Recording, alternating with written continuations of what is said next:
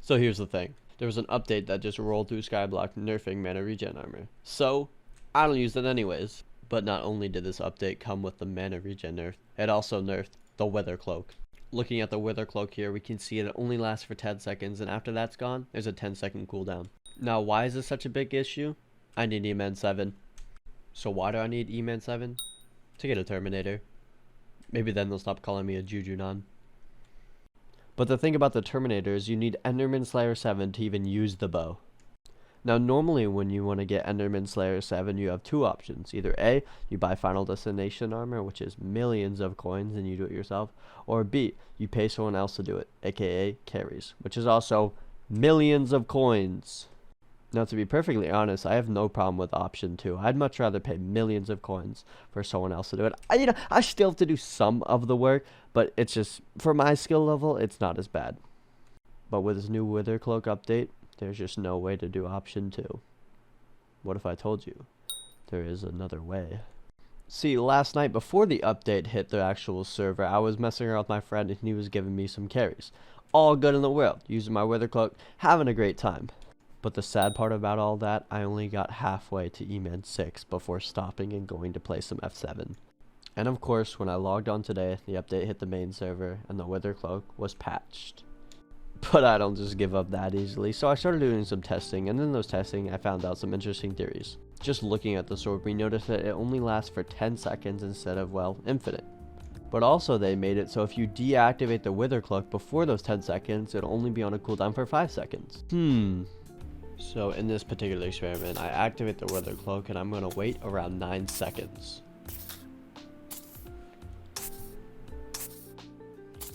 I ended up deactivating the Wither Cloak.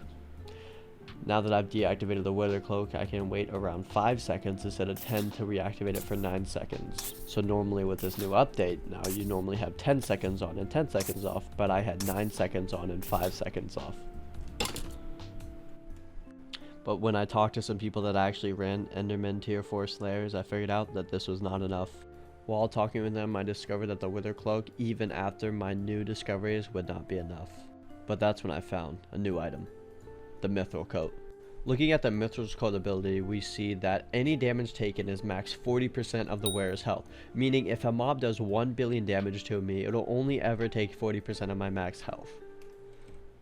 I did it, guys. I found the solution. This is how we can do E-Man tier 4 carries again. Now before I get into the actual method of how it works and where to go and what your carrier will need, it still might cost you a little bit of coins, but this is a new method to do it.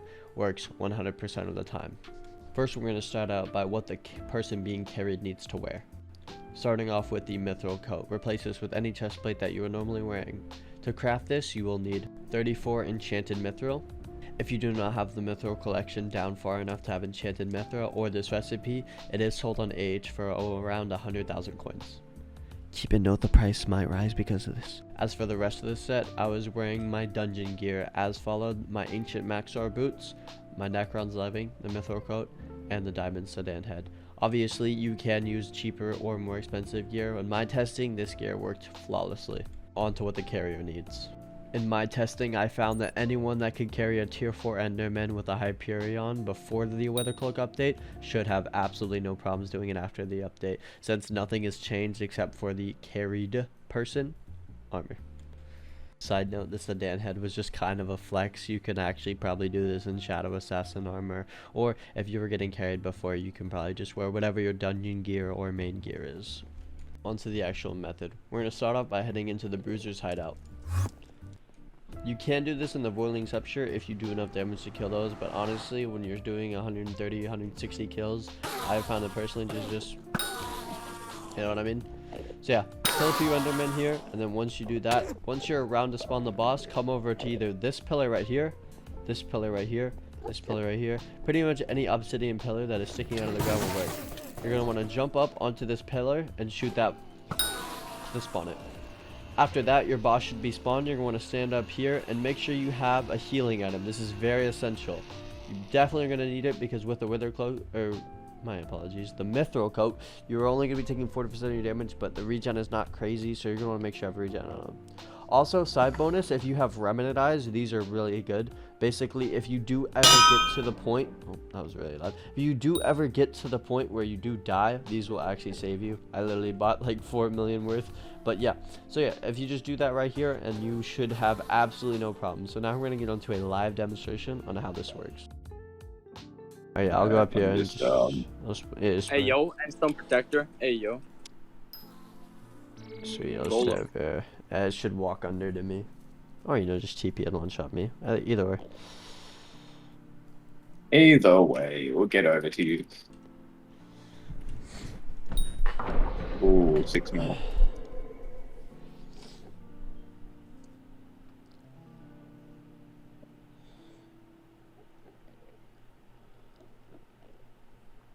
I want the despawn thing. Okay.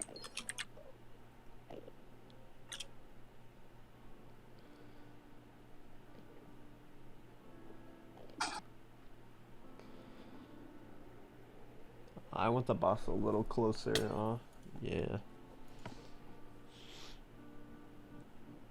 Where did it go? Oh, okay. It just disappeared.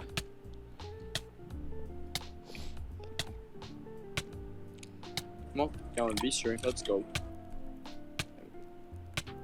You're gonna get a hit phase or yeah.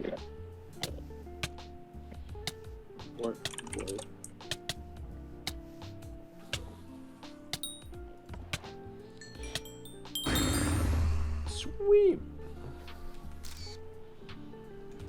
So yeah guys, that's basically it. You'll notice that if your carrier knows exactly what he's doing, you don't have to go down or even leave. Basically all you're doing is just right clicking and those revenants will pop even if all goes wrong. The only time you'll ever take damage is the beacon, so they'll pop and they'll only do about, I don't know, 800 damage maybe at the very most, depending on how much of your actual max HP is. I recommend using something like a blue whale pet with a dwarf turtle shell just in case. You'll reduce all knockback and you'll get that bonus HP. Other than that guys, that has been everything for this video. Drop a comment if you're confused about this entire method. But other than that guys, my name has been Hiccup. It's been a pleasure making this video for y'all. If you haven't subscribed, go and do so. If not, please leave me a comment on why you haven't subscribed. I'm looking forward to posting more videos. I'm kind of reviving this channel. This is like the first Skyblock video I've ever posted. But yeah guys, until next time, peace out.